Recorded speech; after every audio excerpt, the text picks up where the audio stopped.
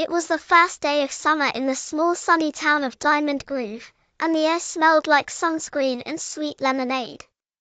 School was out, and Everest, Scarlett, and Austin were ready for the best summer ever. Everest loved building things, tree forts, sandcastles, and even mini machines out of old toys.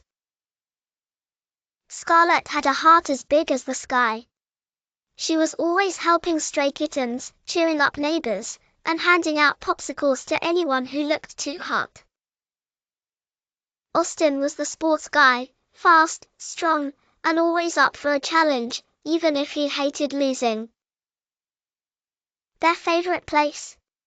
The old Diamond Grove Park, home of the legendary, long-forgotten friendship fountain. Legend said if the fountain ever flowed again, it would sprinkle kindness and joy all over town. But now, it was dry, cracked, and covered in vines.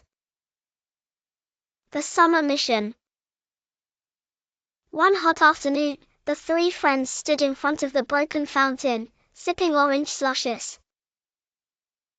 "We should fix it up," Everest said, squinting at the cracked stone.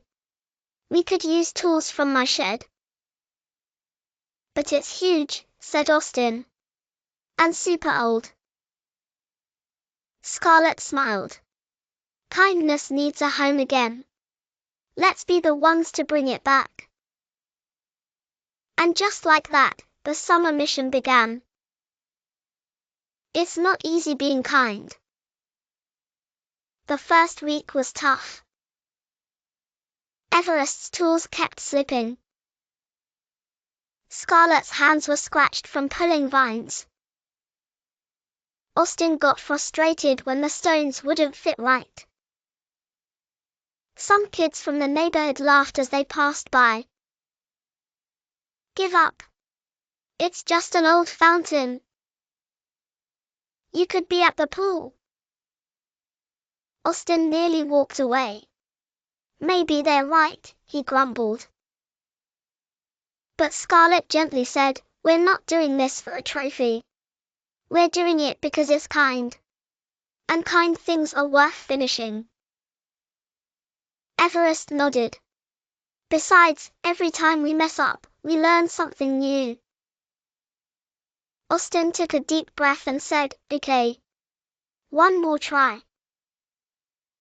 The ripple effect. As days passed, something amazing started to happen.